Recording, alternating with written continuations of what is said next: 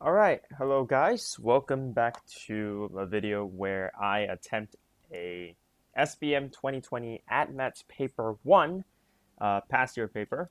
Sorry that it took me quite a while to make the new video because I had some personal stuff taken care of, and of course because I am back in Malaysia for a break. So I thought now is finally the time to actually make the second video, which is the sequel. So last time we left off, we finished off question 14, which looks to be a vector question. I can't remember what we did, but we are going to move on to the last, I believe, 10 questions of the whole paper, which should be pretty fun. And I might need to refer to some, I think, probability tables because we might bump into some probability questions later on. So bear with me for that. We're going to have to look for that. But first, let's start off with question 15. Okay, so the normal to the curve y equals x squared minus 5x at the point P is parallel to the straight line y equals negative 1 over 3x plus 12. Find the coordinates of P. So what this means is we're going to need to look for what's the normal of the curve. So the normal to a curve, well, that just means that we need to use differentiation. Because if you take the derivative of this function, so dy dx, we will get 2x minus 5. And what it says is at the point P, it's parallel to this straight line, which means that the gradient of the normal is negative 1 over 3 because it's parallel, right? And according to the general formula of a straight line, y equals mx plus c, this m is the gradient of the straight line. If it's parallel, that means that it has the same gradient. So what this means is that the gradient of the normal line is negative 1 over 3. Well, we know that the gradient of the tangent to point P is going to be this, but the gradient of the normal is by the formula m1, m2 equals negative 1. This is referring to two straight lines with gradients m1 and m2 if they are perpendicular, right? So if one is a line and the other one is the normal to the line, the product of their gradients is negative 1. So if we have 1, which is 2x minus 5, which is the gradient of the tangent, then the normal is going to have gradient of negative 1 over 2x minus 5. Okay, so if it's parallel, that means that negative 1 over 2x minus 5 should be equal to negative 1 over 3 because this is the gradient of the normal and it's parallel to this, meaning it has to have the same gradient, means they must be equal. Now, if we look at pattern spotting, we look at negative 1 over. We deduce that 2x minus 5 is equal to 3. So 2x is equal to 8, and x is equal to 4. Excuse me for a sec. I need to pause to take a phone call real quick. All right, apologies for that. Let's get back to the question. We see that x is equal to 4. So that means that the point of P has coordinates 4. X equals 4. So to find the actual coordinates, we need the y as well. So this x equals 4 is the x coordinate of point P. So which means that to find the y, we will have to substitute x equals 4 back into the equation, which will get us 4 squared minus 5 times 4, or 16 minus 20, or negative 4. So that means that the coordinates of point P will have coordinates 4, negative 4. All right, that's our final answer. All right, let's move on to question 16, which is, let's see, looks like an integration question. All right, it is given that the integral of from k to n plus 1 of px cubed is equal to the integral from negative 4 to 4 of negative px cubed, such that p is a constant. State the value of m and k. So we have this integral, k to n plus 1 of px cubed dx is equal to the integral from negative 4 to 4 of negative px cubed.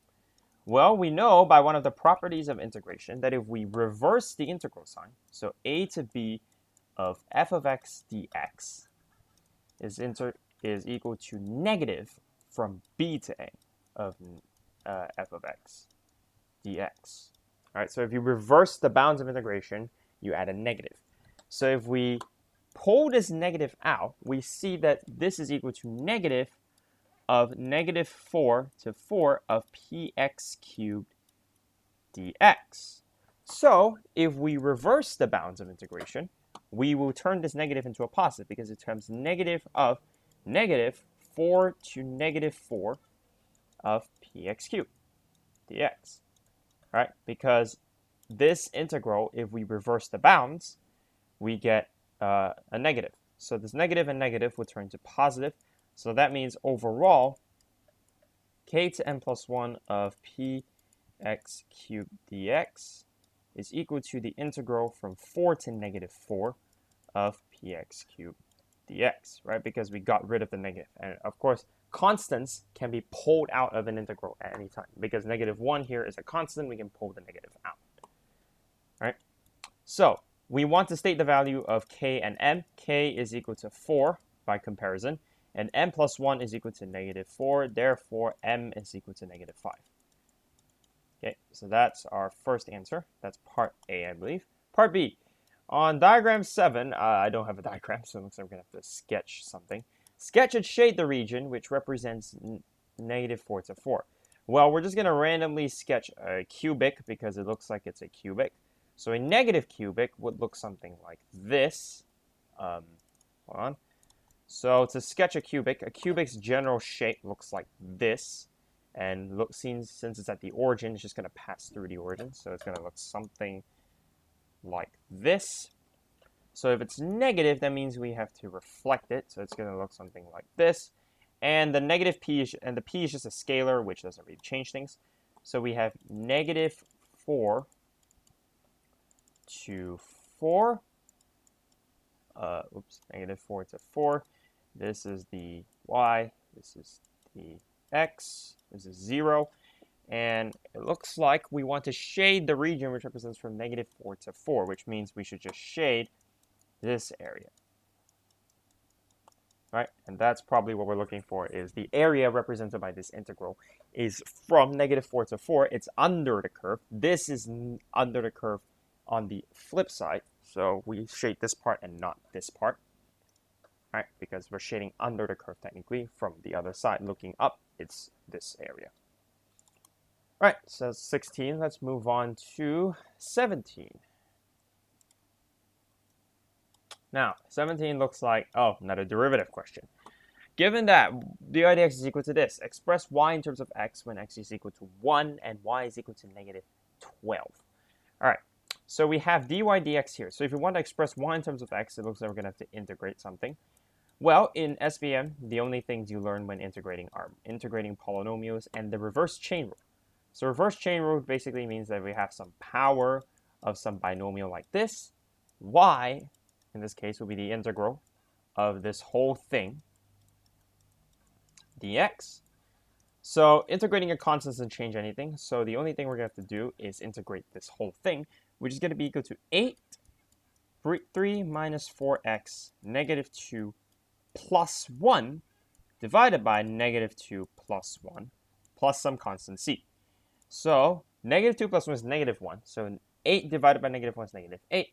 And this will be 3 minus 4x to the power of negative 1 plus c. Or we could write it in its actual form, negative 8 over 3 minus 4x plus c. All right, but the plus c is not what we want because we have a point to work with. So we know that when x is equal to 1, y is equal to negative 12. So we have negative 12 will be equal to negative 8 over 3 minus 4. Well, the x here is 1, so we're going to sub 1 in, plus c. This is going to help us find what the constant c is going to be. Now, 3 minus 4 is negative 1. Negative 8 divided by negative 1 is 8. So we have negative 12 plus c. C looks like it's negative 20. So therefore, our final equation is going to be y equals, well, technically we can divide the negative down, which will get us 8 over 4x minus 3. That should help get rid of the negative. And then minus 20. So that's the equation of this curve, or expressing y in terms of x, which is exactly what we want. So that's 17. Now, question 18. Let's see what we have. Looks like a circular measure question. That's fun. All right, so question 18. Diagram shows a semicircle with center O. ORQ is a straight line and PQ is a tangent to the semicircle at point P. It is given that the arc length, PR, is beta centimeters, and the area of the shaded region is beta over 2 alpha. Express the length in cm of PQ in terms of beta. Now, this is going to be a bit of a tricky one, but we have a few properties you can work with. If PQ is a tangent, that means that this is a right angle, right? That's a property of tangents. Tangents to circles or tangents to anything, or well, maybe tangents to circles are always perpendicular to the radius, right? If you draw the radius from the center to some point and you draw the tangent to that point, the tangent is perpendicular to the radius. That's a property of tangents by definition, or you can prove it. So we know that this area is beta over 2 pi, beta over 2 alpha. So we need to find the area of this triangle and the area of this sector so we can hopefully find what PQ is. Well, the area of this triangle is going to be, well, okay, let's look at what the arc length is. The arc length is beta. So the beta is the arc length. Well, we know a formula for the arc length. Excuse me. We know the formula for the arc length PR because we know that the formula for any arc is r times theta. That's the length. R is the radius and theta is the angle of that sector, all right, that's subtending this arc. Well, the length of this arc is beta, given. The radius, we don't know, but we know that theta is alpha. So therefore, r is equal to beta over alpha. So this is the radius of our circle. And also the length of this side, interesting enough. So let's note that this side radius is beta over alpha. So what we want is the length of PQ. All right. So what we do have is that the area of the shaded region is beta over 2 alpha. Well, we actually have the formula. If we have the formula for the triangle and the formula for the sector, we will have the formula for the whole triangle. All right, so the formula for the whole triangle's area is half times base times height. Well, the half, well, so let's see, area, all right, let's do it at the bottom here. So let's see, the area of the triangle, area of triangle OPQ is equal to half times base. So the base we're going to treat as beta over alpha. And the height is PQ, which is actually what we want because we actually want the length of PQ. So that's PQ. Okay, so this is our formula for the area of OPQ. The area of the sector, meanwhile, is we have a formula for the area of a sector. Area of a sector is equal to half times the radius squared times theta. So the area of, we're going to denote like this, sector OPR, that's going to be equal to half r squared times theta. So this is going to be half times beta squared over alpha squared times alpha, or equal to beta squared over 2. This cancels out, becomes 2 alpha. Right? So we know that this area is beta over 2 alpha as given by the question. So therefore, we know that beta squared over 2 alpha plus this area, beta over 2 alpha, is going to be equal to the area of the whole triangle, right? This area times this area is equal to this whole area. So therefore, this must be equal to half beta over alpha times PQ, or we can simplify this to be beta over 2 alpha times PQ. All right, this is PQ. So therefore, we can actually divide beta over 2 alpha over to get 2 alpha over beta times this whole thing. All right, and actually you can see that there's going to be a lot of cancellation happening, but let's see what happens first. We multiply, distribute this in, 2 alpha and 2 alpha cancel. Beta squared for beta is beta. If we multiply this in, top and bottom both cancel out because 2 alpha and 2 alpha cancel out. Beta and beta cancel out. We have plus 1. So therefore, the length of PQ is beta plus 1. All right, hopefully that was clear. We take the area of this sector, area of this given one, to form the area of a triangle. All right, it's some geometric intuition there. All right, so that was question 18. Let's move on to question 19. So question 19 looks like it's another, unit circle means we're going to deal with some trigonometry here. All right, diagram 9 shows point R in unit circle with coordinates negative h. State the value of theta. Well, theta looks like it's rotated who knows how many. But what we do know here is that this angle is going to be, well, all sines teachers crazy. This denotes where it's positive. So sine here is positive, but this is going to be what we're going to use is we're actually going to use tangent, because tangent is actually going to be our friend here because we have negative h over h, which means that tangent theta is actually equal to tangent. All right, we're going to call it alpha.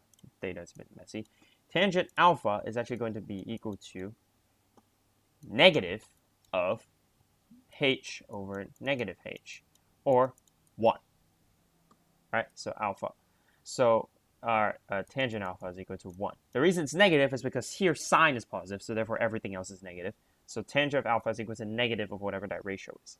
So we know that alpha in this case is 45 degrees. Right, the base angle is 45 degrees here.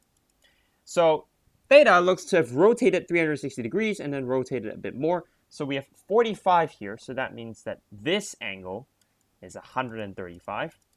So therefore, theta is equal to 360 plus 135, or 495. All right, so let's see part 2. Express 2 sine negative theta in terms of h. Well, 2 sine of negative theta, well, theta in this case is in the second quadrant. So that means that sine in this case, we're going to have to pull out the negative here, which is negative 2 sine theta, which is equal to, well, sine theta is equal to opposite, which is h over the hypotenuse. So it's going to be h over square root of h squared plus negative h squared, because we are looking for the hypotenuse and we only have the x and y. So this is actually equal to negative 2h over square root of 2h squared, or negative 2h over root 2h, or negative root 2. So there's not really even a h here. There's not even really a h that we can look for here, because the h's cancel out. So that's interesting. Anyways, that's question. I believe that's how it's supposed to be done. Yeah, looks like that's how it's supposed to be done. Looks like the h's really do cancel out.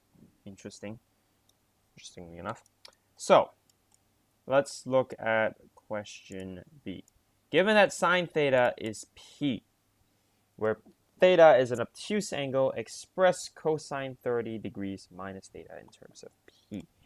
Well, we can use that formula that we're given. Cosine 30 degrees minus p is going to be equal to, let's look at the subtraction formula for cosine. It's going to be cos alpha cos beta, and then the sine is inverted, so sine alpha sine beta. All right, so we have cosine of 30 degrees minus theta is equal to cosine 30 cos theta plus sine 30 sine theta. All right, cosine 30 is root 3 over 2. That's a default. Cosine of theta is going to be equal to, well, sine theta is p, but theta is an obtuse angle, so cosine is actually going to be negative. So cosine, so we have, let's look at how this theta is going to be.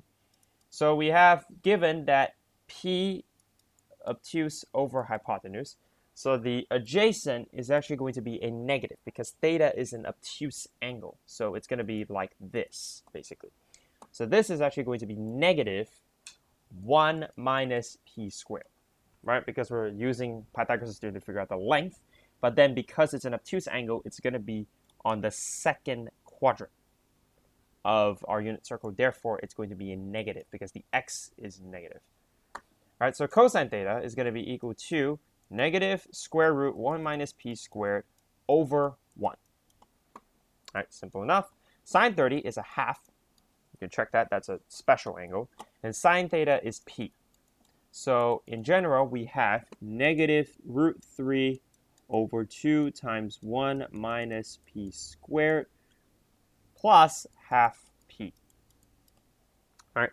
It says state your answer in the simplest form. Well, we can simplify all of this to get, let's multiply the two surds together. So we're going to get 3 times 1 minus p squared. Inside here, we're going to add p. All of this is going to be over 2. So p minus square root 3 minus 3p squared over 2. That's cosine 30 degrees minus theta. All right, a bit of a messy looking one, but just uses the unit circle and trigonometry. All right. Okay, let's look at question 20. Yep. Hopefully so far I haven't made any mistakes, but I may have already. Now this looks like a pretty big one, so let's extend it. Adam invested 100,000 ringgit as an initial investment on June 1st, 2007 with a fixed return rate. Table 1 shows the amount of money for the next 3 consecutive years. Due to economic recession, there was no return to investment for the year 2011 and the year 2012. For the year 2013 onwards, the fixed return rate resumes as previously. Adam intends to buy one of the houses as shown in diagram 10 by cash using all of his investment money earned on June 1st, 2020. Determine the type of house that Adam can afford to buy using only his investment money. So, what we want to do is we want to calculate what type of house he can buy. Well, first, we're going to have to find out the price of the house first because it looks like there are discounts. So, discount, let's look at type A first. Type A has a starting price of 250,000 ringgit, but is a discount of 5%. So that means that we need to calculate the remaining 95%. So we're going to get 250,000 times 95%, which is equal to 250,000 times this, which I'm not going to waste my time. We're going to use a calculator to do this. All right, we're going to use calculator. Hold on.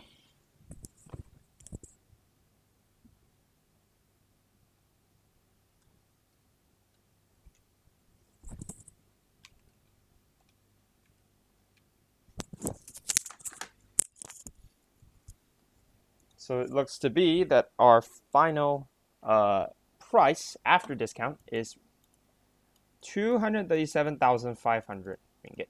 So that's type A. Type B has a starting price of 270,000, but has a discount of 15%, meaning that the remaining price is an 85%. So this is equal to 270,000 times this, which again, calculator time,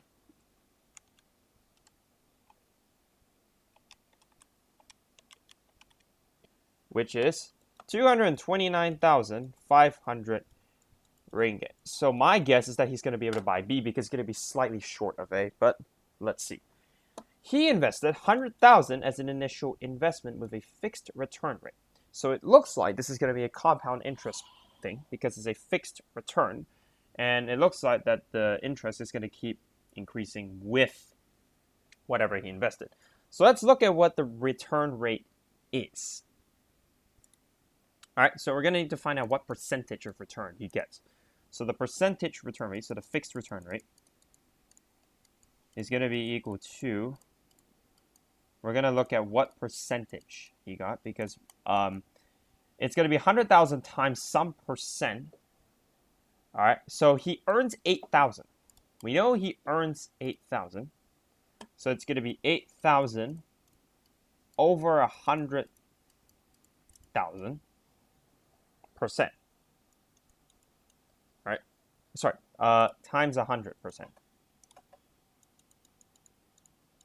All right, because you want to find what percent does he get. So that's going to be, I think, an 8% return rate. Yeah, my calculation is an 8% return rate. So let's double check. That means that he should get 100,000 times 108%, which should be how much he earns in the first year of investment. So we have 100,000 times 108%, which should be 108,000. That's correct. And let's double check that that 8% sticks. So that means that 108,000 times 1.08, which is 108%, should give us this price. So this is going to be times 1.08. That's correct. Times 1.08 again. That's also correct. So that means that the fixed return rate is in fact 8%, because if you multiply 1.08 to each of these, you will see that it goes to the previous amount. All right, so we have a fixed return of 1.08, which means this is a compound interest situation. So it's times 1.08, which is equal to 108%. Right, so 100% is the original investment, 8% is the return. All right, so we're earning 8% interest every year, basically. So what it says that there was no return for 2011 and 2012, meaning that we skipped 2 years. So we start from 2013. So basically, in 2012, the price is still this. All right. So we want to calculate for 2013 all the way to 2020, which is going to be 8 years in total of interest that we're going to have to multiply. So that means that the investment on June 1st, 2020, is going to be equal to, well, the investment in 2012, technically, because 2011 and 2012 had no earnings. So in 2012, it was still this price. So 125,971 ringgit and 20 cents. Okay, so we want to multiply this by the interest of 8 years. Right? So 2013, he earns once, then twice, and then all the way up to 2020, he earns 8 years worth of interest. So it's going to be 1.08 to the power 8, because it's going to be times 1.08 gives us the 1 in 2013, times 1.08 again gives us the 1 in 2014, and so on. We're going to do this all the way up to 2020, which means we're going to do this 8 times. All right, because 2013 he earns once, 2014 he earns twice, and then all the way to 2020 he earns 8 times. So this is going to be what we want to look for. So let's see what we get.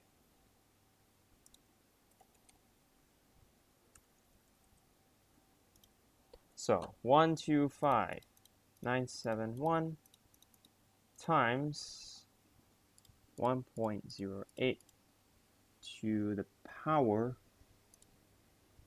8. 1.08 to the power 8.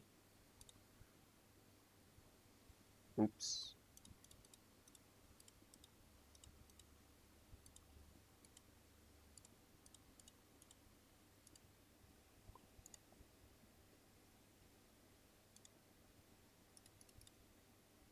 That's not what I want. Hold on, let me fiddle with this calculator. Okay.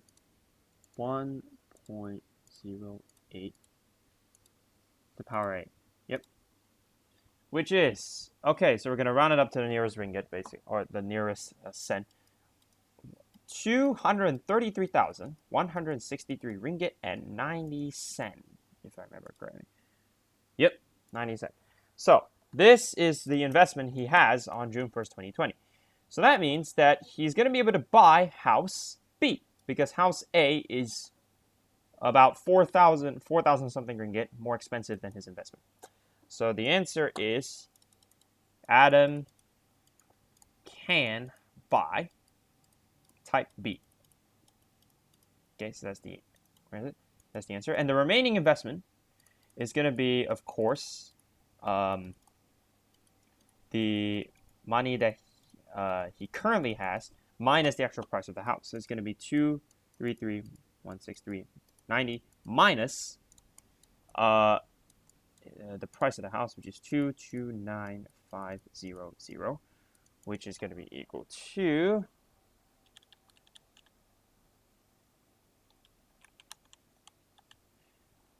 3,000. RM 3,663 ringgit and 90 cent. All right, so that's the final answer. So you can buy house type B because the price is enough according to his interest, minus this. All right, so hopefully that is an understandable question. This is a standard compound interest question, which is pretty interesting for SPM. This usually doesn't come up in SPM, but looks like this year they were like, yeah, it's index. You guys can get it. All right, question 21. That was a pretty interesting one. There are 30 students in class K. Sue and Ben are the students of the class. Sue scored 10 marks more than Ben in a quiz. The mean mark of the students is 50x, such that x is a constant. When Ben is transferred to another class, the mean mark for the students of class K increased by 1. So that means that the mean mark of the students is 50x. But Sue scored 10 marks more than Ben. All right. So when Ben transferred to another class, the mean mark for the students of class X increased by 1. So that means that let's call Y Ben's mark. Oops. Ben's mark. And let's call Sue's. All right. Let's actually call Y Sue's mark. So Sue scored 10 marks more than Ben. So that means that Ben scored Y minus 10, right? Because she has 10 marks more, therefore he has 10 marks less, right? So Y minus 10 is Ben's mark. So when Ben transfers to another class, this mean mark increased by 1. So therefore, mean mark 50x minus 1 is equal to the total minus Y plus 10, because it's minus Ben's mark, minus Y minus 10 over 49, because now there are 49 students left. All right, so what we actually want is this total. So the total is going to be equal to 50x equals total over 50, right? Because it's the mean mark, right? Because the mean mark is going to be the total marks divided by how many students. Oh, actually, there are 30 students.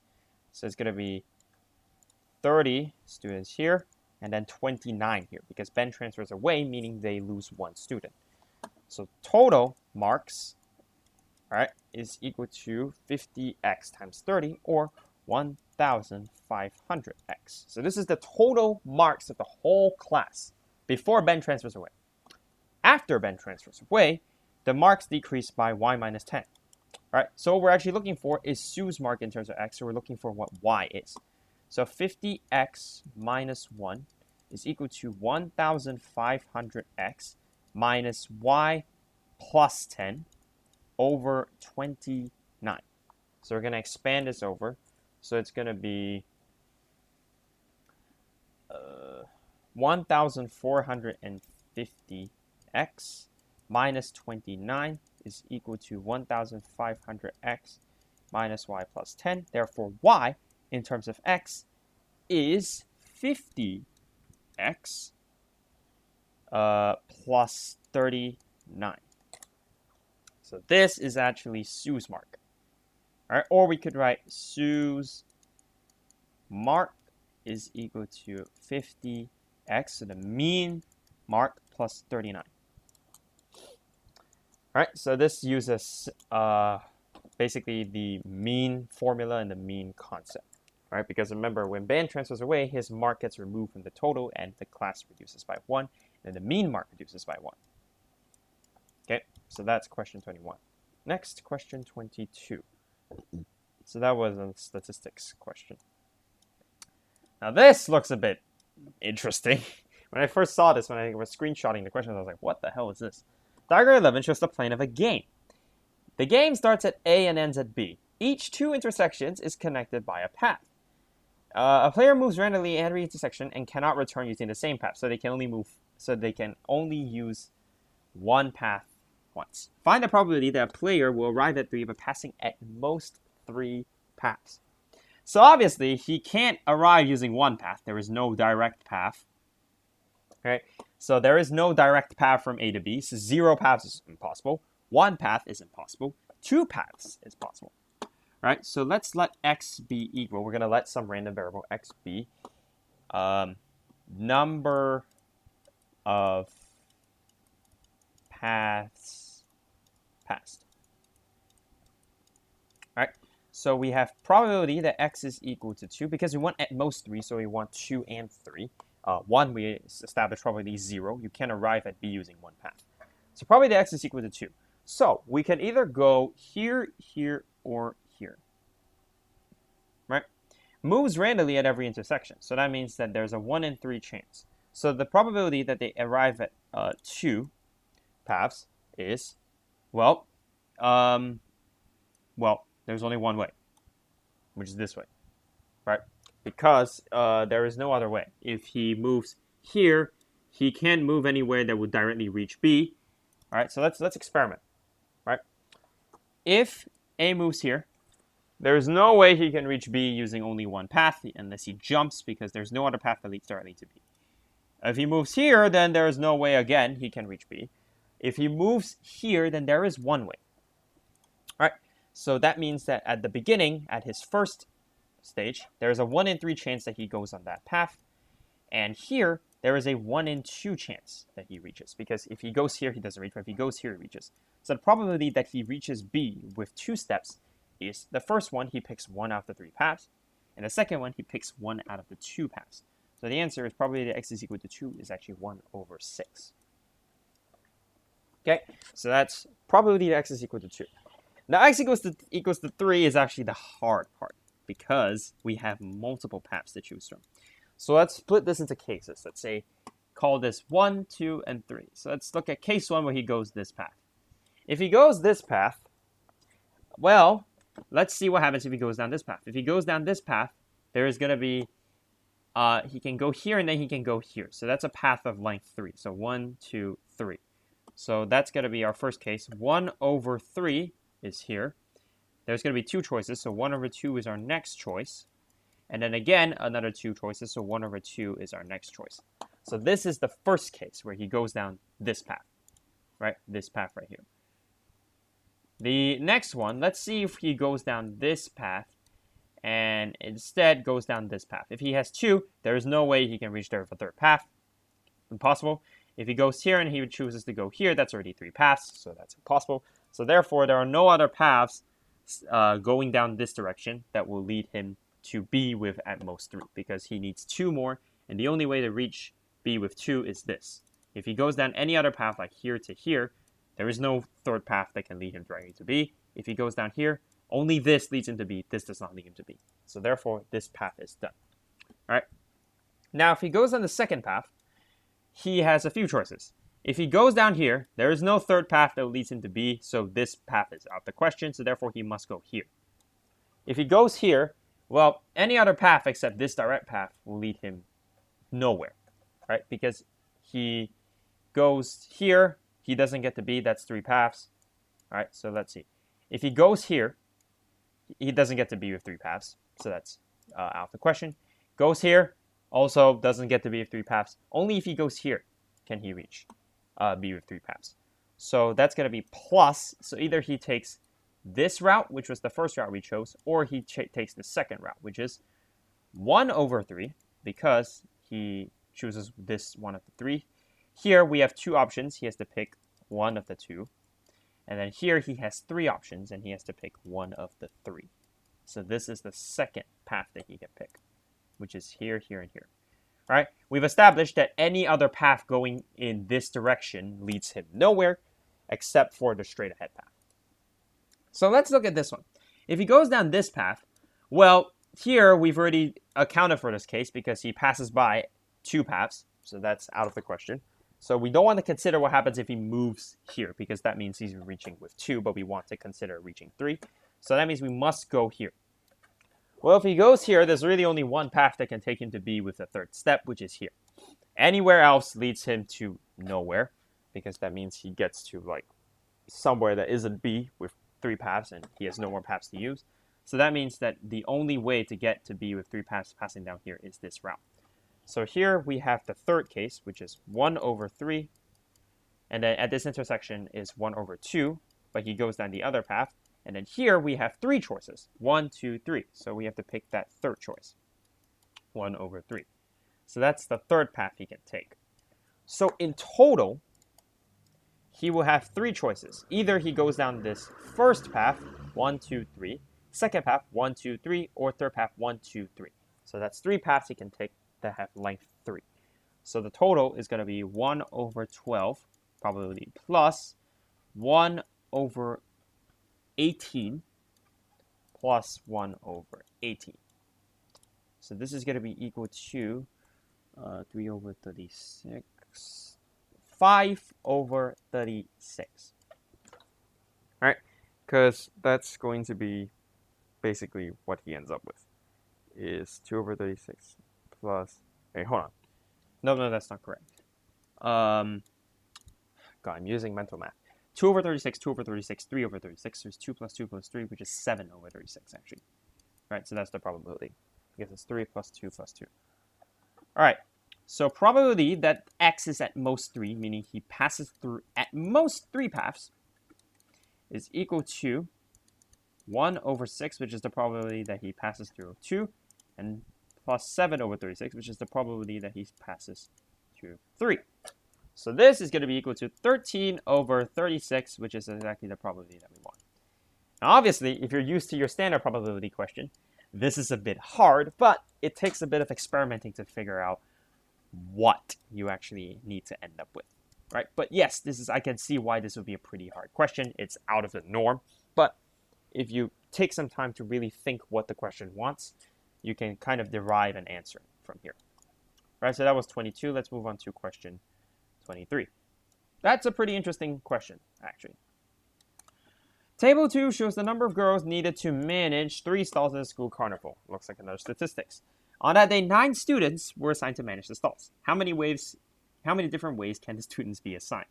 Well, that means we have 9 students. So it's going to be how many different ways? So we need to assign. So this is a choosing question, not a permutation question, because the order in which we choose them doesn't matter. So the number of ways is going to be 9 people choose 4. Then for the remaining 5 people, we choose 2. And then finally, from the remaining 3 people, we choose 3. All right, so this is going to be equal to... let me actually go to a different calculator. Hold on. All right, pardon me, I'm not using an actual physical scientific calculator. I'm using an online scientific calculator because I don't have mine with me right now. So bear with me. So what was the question again? It was 9 choose 4 times 5 choose 2. It would be 9.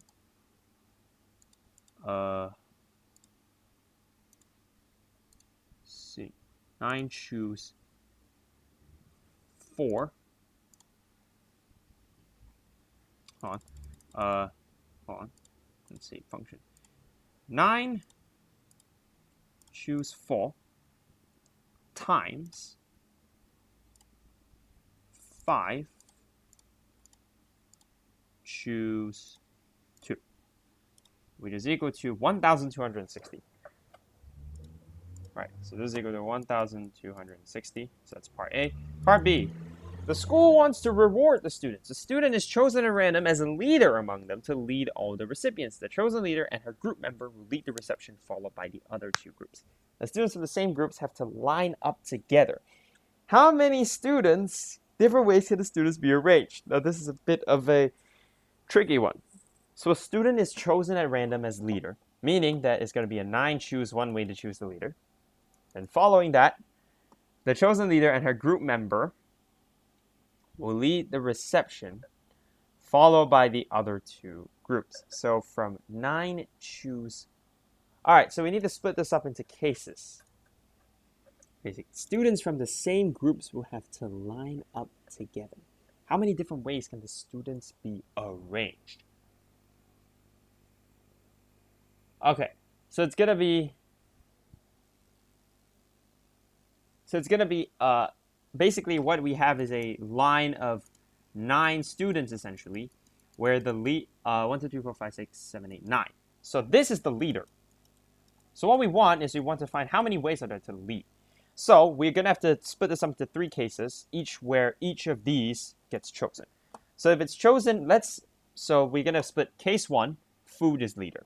So if food is leader, that means from 4 we choose 1 at random. All right. So case 1 is when the leader is from the food division. So if 4 choose 1, and then we're going to have to line up the rest. Students from the same groups have to line up together. So first we're going to lead. So first this leader is going to lead their other members. So that's going to be 3 factorial because the leader must stand in front.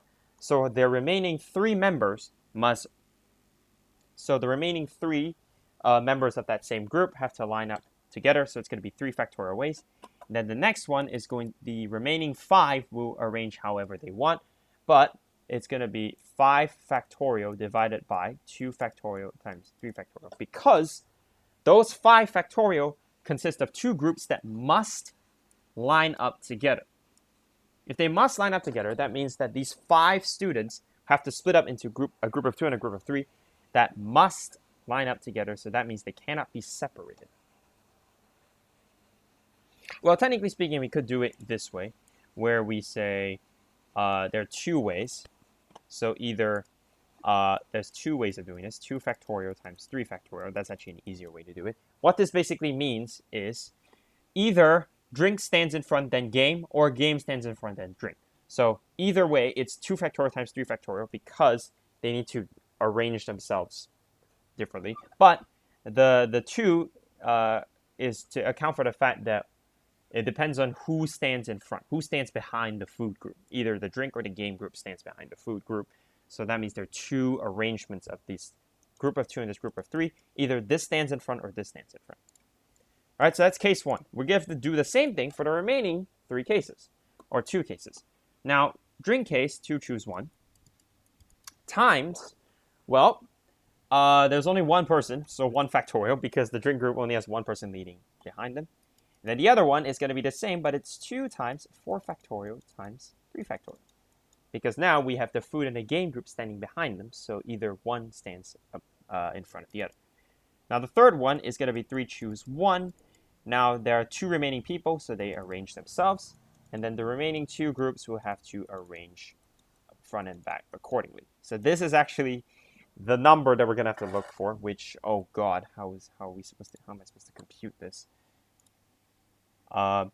It's going to be 4 times 3 factorial times 2 times 2 factorial times 3 factorial close time, or sorry, plus 2 choose 1 is just 2. So it's 2 times 1 factorial is just 1. 2 times, that's going to be 4 factorial times 3 factorial. 4 factorial times 3 factorial, bracket, close, and then plus, bracket. It's going to be 3, choose 1, times 2 factorial, times 2 times 4 factorial times 2 factorial, close. So it's equal to 1,728 ways to arrange them. Now this is actually a pretty complicated counting question. You need to figure out first who the leader is, and then the remaining will just arrange themselves. And then the other 2 groups have to line up behind them, and then you have to decide who lines up with who. You have to decide which group goes first and then how they line up, and then the other group will have to arrange themselves. Yeah, so pretty complicated one, but yeah, you need some time to think about this one. But yeah. Next, 24. This is the second to last question. Diagram 12 shows a memo issued by a company. We will be giving out 1,000 ringgit to anyone who is able to sell all of the 10 units of the allocated product before this time.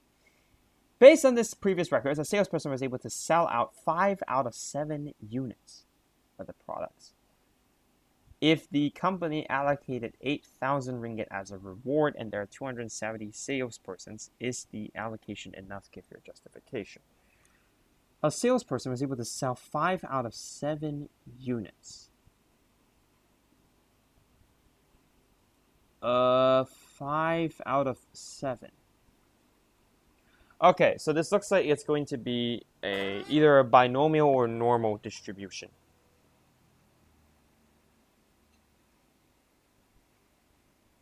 Okay, so based on the previous record, someone was able to sell 5 out of 7. Okay, so if the allocation enough means we basically need to find the probability that basically, the probability that all 270 people get this. Okay, so let's think about the normal distribution. Well, there is no standard deviation of this. There's only a probability that, well, someone is able to sell 5 out of 7 units. Well, there's definitely some binomial or normal distribution question because it looks like we're going to have to use a sample. 270 people. Based on the previous records, a salesperson was able to sell 5 out of 7 units.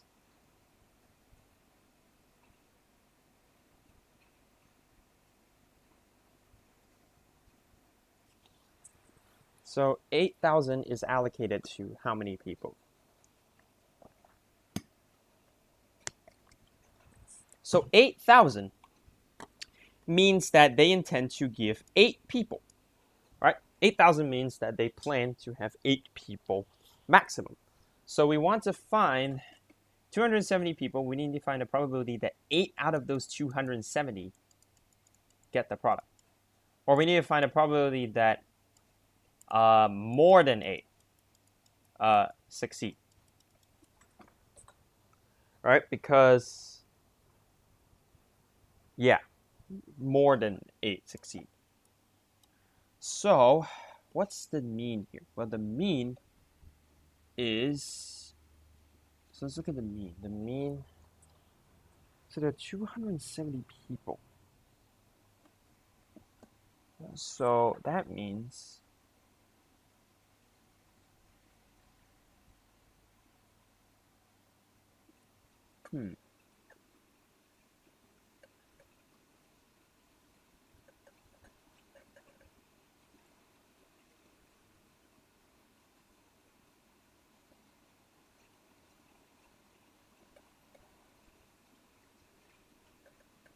so basically what the question wants us to find out is how likely is it that more than 8 people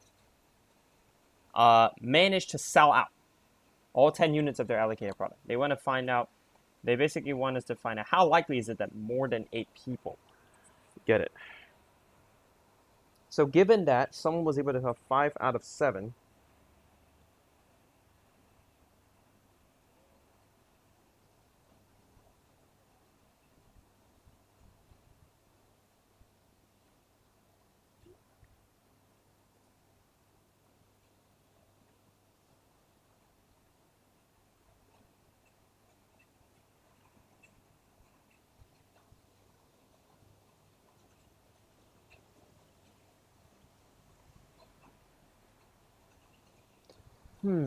that's this question is actually a bit, wow, this is actually quite hard.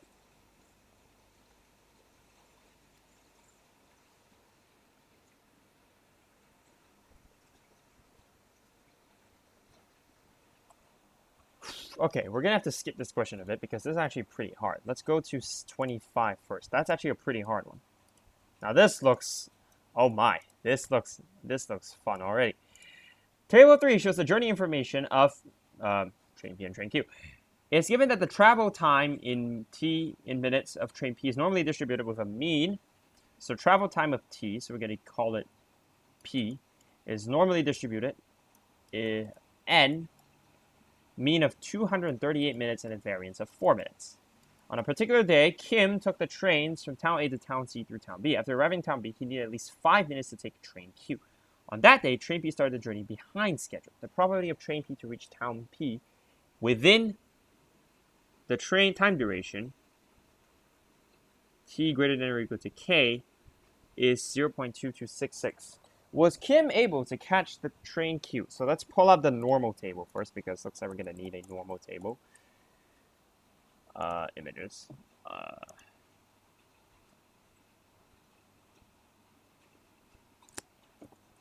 Give me a better. There we go. Yeah, there we go.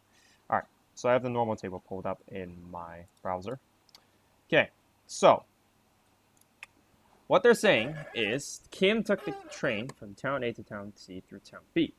So the duration is K. So that means that the probability that T was greater than, all right, let's not call it P because that's a bit distracting. Let's call it X. Okay, probability that T was greater than or equal to K is equal to 0.2266. So probability that Z is greater than or equal to K minus 238 over 2 is 0.2266. So let's actually figure out what K is. So by normal comparison, 0.2266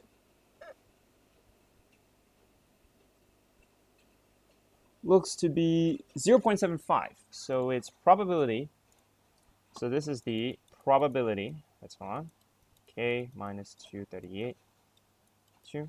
This is the probability that Z is greater than or equal to 0.75.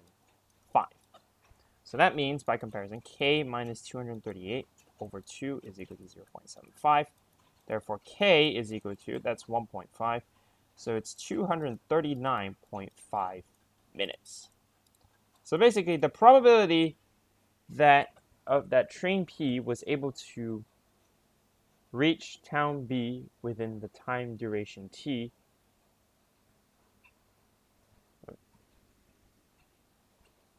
okay, what that means is the probability that the time duration for P to reach B, the probability that P reached B in a time that was more than this is 0.2266. Okay, so that was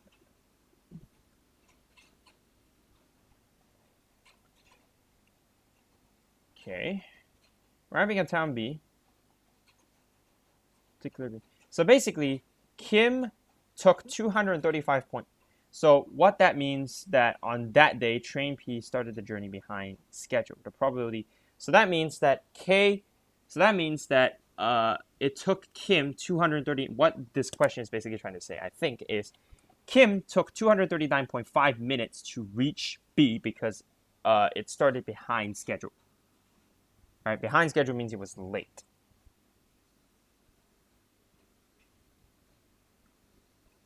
Right, because it looks like departure, arrival. So that's 100. That's 3 hours and 58 minutes, which is 238 minutes in total. So if it's arrived late behind schedule, means that it would have arrived. If it's 239.5 minutes, we need to figure out how many minutes that is. So it's 0.5 minutes. Doesn't really matter, I think. 0.5 minutes means it's basically like 30 seconds ahead. So 239 minutes means it arrived at 1359. Basically. He needs at least 5 minutes to take the train Q. Alright. So basically he needs 5 minutes to reach town B.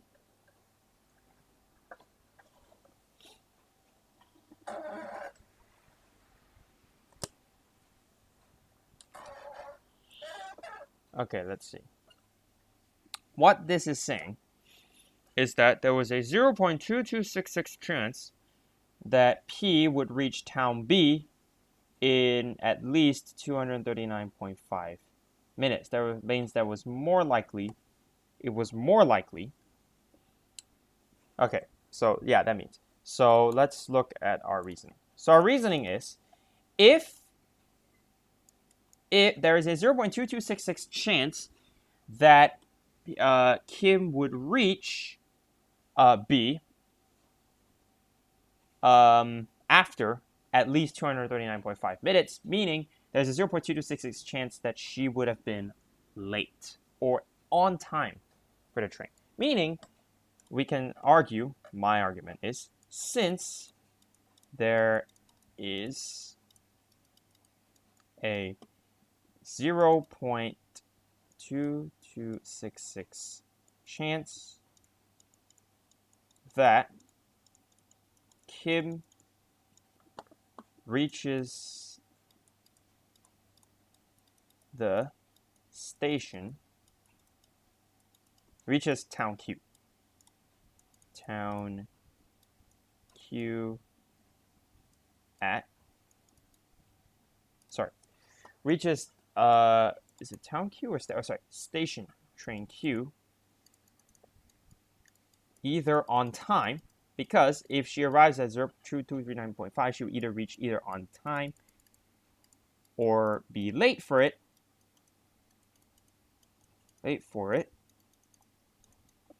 It is more likely that Kim reached train Q earlier than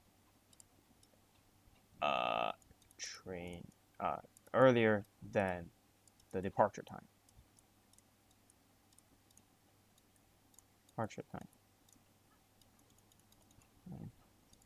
Therefore, Kim caught the train. Therefore, Kim caught train Q. All right. My argument is that because there's a 0.2266 chance that she would basically be late, or either on time or late, because this time either is exactly 2:05. This time means that she would have reached either at 1359 or 1400 or 2 p.m. That means if she needs at least 5 minutes, if Kim needs at least 5 minutes to take train Q, it will be more likely. All right, so we could say that Kim is late for train Q.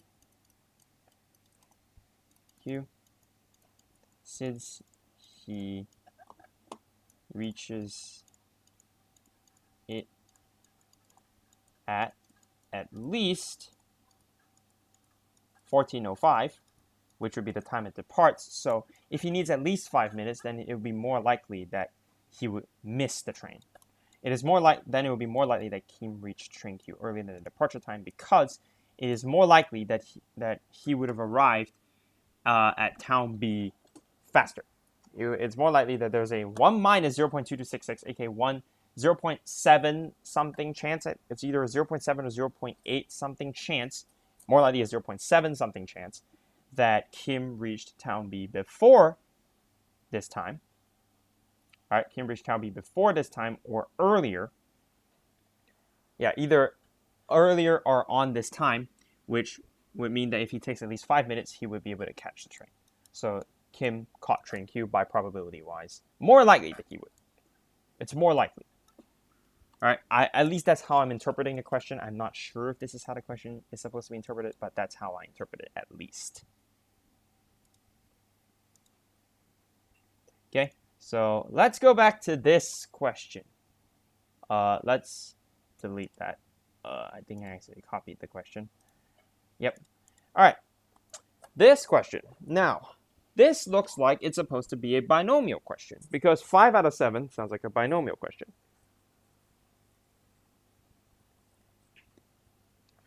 So, okay, let's look at this binomial question. There are 270 salespersons. Is the allocation enough?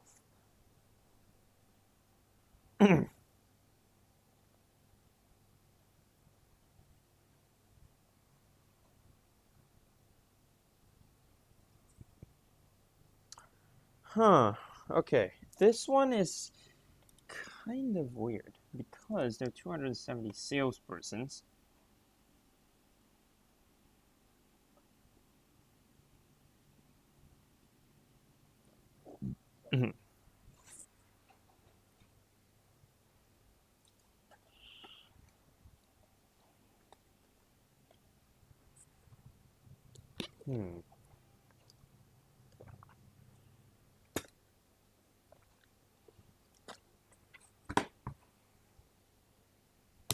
So I'm guessing what they're asking is what's the probability that out of 270 people, 9 get the reward? Right? So what's the likelihood? So if the probability is quite high, that means that the company didn't allocate enough. So now we actually want to find the probability. So this means that X is going to be a binomial distribution.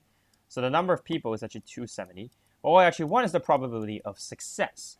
So the probability of success is going to be the probability that that someone actually sells out the units. So that means 5 out of 7. So meaning they actually have 3 more. All right, so 5 out of 7 units, so meaning they actually have 3 more. Actually, they have 5 more to sell. 5 more to sell. So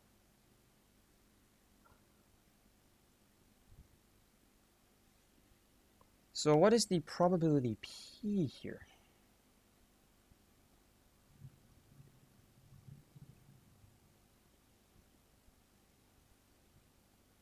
What is the probability P here? Unless this is a binomial within a binomial. Okay, so yeah, okay. So let's look at, so this looks like a binomial within a binomial. I think I understand now. So what we're trying to find is, so let's look at the binomial of beef. So this represents the number of products sold. Okay, so we have 5 products that we want to sell. So let's look at the probability that he sells. Well, the probability is he looks like he either sells it or doesn't sell it because he has 5. Because on average, 5 out of 7, meaning they have 2 more. Well, technically they have 5 more.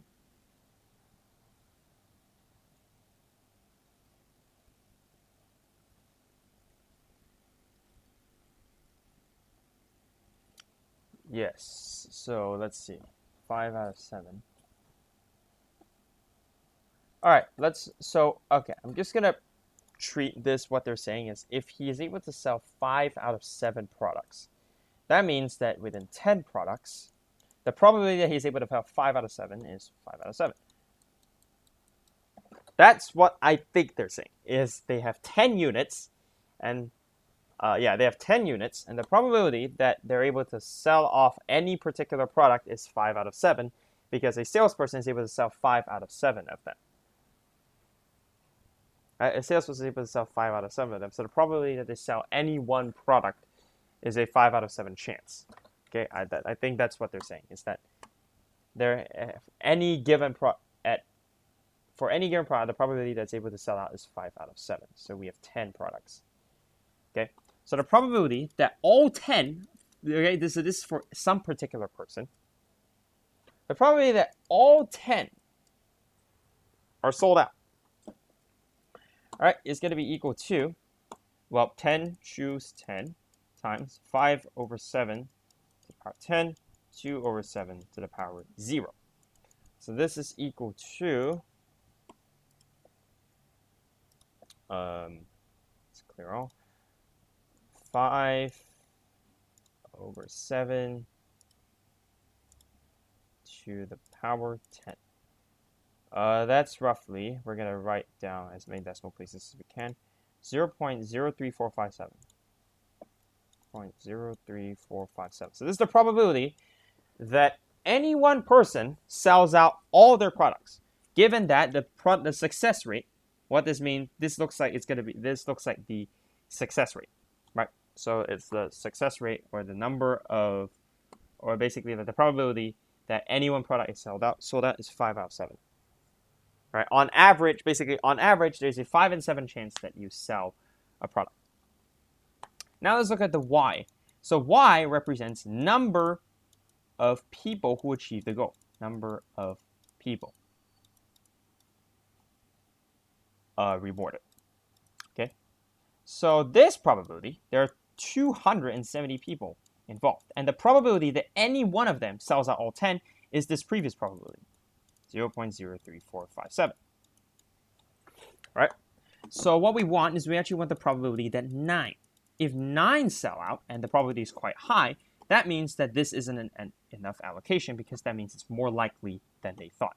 So this is going to be 270 choose 9 times 0.034579 times 1 minus this to the power of 261. My guess is that the answer is going to be it's not really likely. My guess, because that's going to be a pretty ridiculous number. So it's going to be 270, which is ridiculous. 270 choose 9, which is a huge number, times 0.03457 to the power 9 times 1 minus 0.03457 to the power 261, which, good lord, what that is. 1. And the answer is actually 0.1332, which is not that likely. So our answer is, since it is less likely that most people get it, reward it,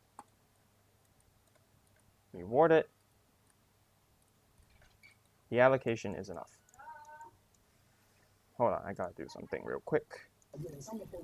Alright guys, sorry for the delay, but this is the answer to the question. I think I'm gonna stop here for today because I have to take care of something emergency, but I'll probably do the video where I go through the answers in another video. So yeah, thanks for watching.